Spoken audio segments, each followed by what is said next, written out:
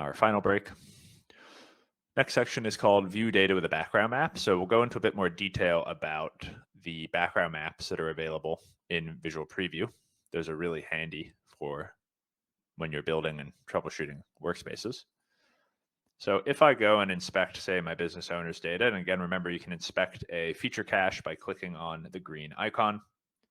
I'm going to make Visual Preview a bit bigger by clicking and dragging this section up just to have a little more room. And these machines, and in fact, starting in FME 2023.1, by default, there will be background maps available.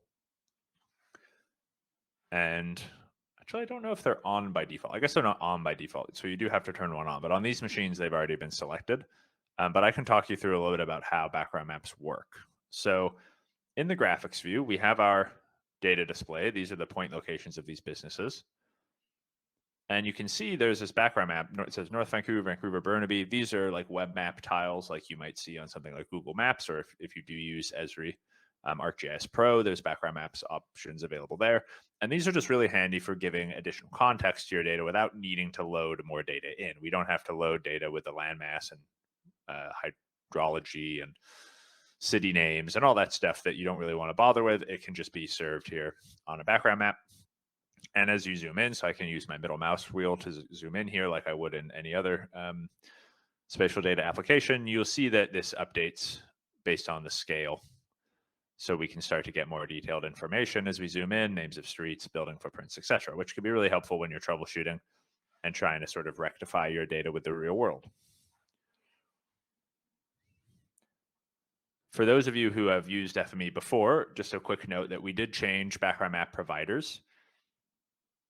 We used to use some background maps called Stamen maps.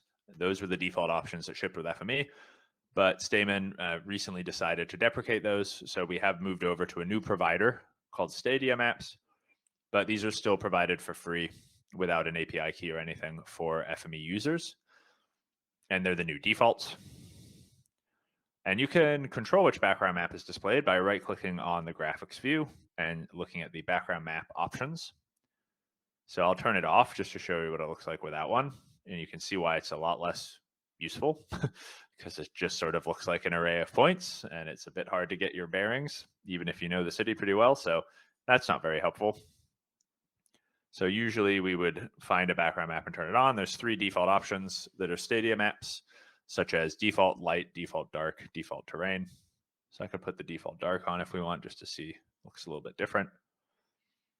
These sometimes do take a moment to load and will require a connection to the web, since these are being read from web maps. And you can see similar idea here, same data, just a different visual. So those are the 3 defaults, the Stadia maps. You can also go to background maps, switch to new, or manage. Let's go to switch to new background map. And so this is where you can actually specify other web services to connect to. These ones do require an API key or an account. And so usually you would just use these if your organization already has access to some and you prefer them. So if you have, for example, an ArcGIS Online map service, you could connect to that. Support here, Mapbox, Bing Maps, Precisely. Those are some options. And additionally, if you choose others, you can actually add any data set that FME supports as a background map. So if you do have, for example, maybe some imagery or your own map tiles you'd like to try to add to your background map, you can do that here as well.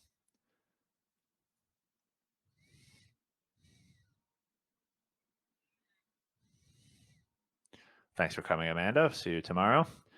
I had a question from Omar. If additional record is added to the table, how can I refresh the reader? So that's a good question. We'll talk more about this later, but I'll quickly answer it. So you can see we have a feature cache here, and the word cache basically means this was stored at some point. And so these are stored locally, and it's basically a snapshot of the data as it existed when we created that cache. And that's very helpful for things like databases or web services. You can create a cache and work with that as you build your workspace, but it isn't live, right? Like that's a snapshot of the data we've taken and stored locally. If you'd like to get the up-to-date data, all you really have to do is rerun it. So I could go to the run menu and, for example, rerun entire workspace. That will read the data in again, and it will create new caches. And then you can work with that updated version of the data.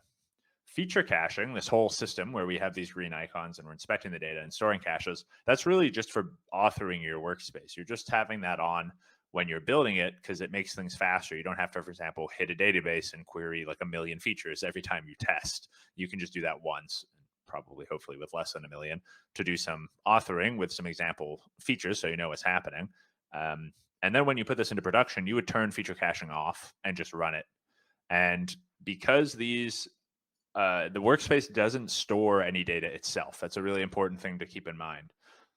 It's storing references to data, right? Like this data itself doesn't exist in the workspace. Even this feature cache doesn't exist in the workspace. It's stored locally on your machine somewhere, but it isn't really connected to the workspace. Um, and what is stored in the workspace is whatever you've told the reader, right? And you can see the reader has a local path. So this is pointing at that C drive path. And if you run this workspace, rerun the whole thing, or have feature caching off and run it, it'll just read whatever's on that at that path. So if that data changes, it'll read the most current version. Same with if it's a URL, or if you've created a database connection, it'll just read whatever is there currently. So you don't actually need to really do anything in FME per se to tell it to refresh the data source. You just have to run it and it will read whatever's there. The thing to keep in mind, of course, is when you're working with caches, you're working with basically a snapshot of the data.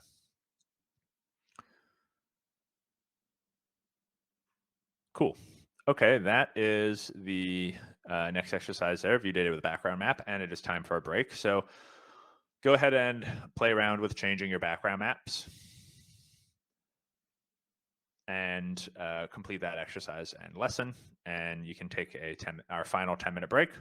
And then we've got about 4 sections that are all about visual preview and viewing information that we'll continue with after the break. And that'll take us to the end of the day. So go ahead and work on that, and I will see you in a little bit.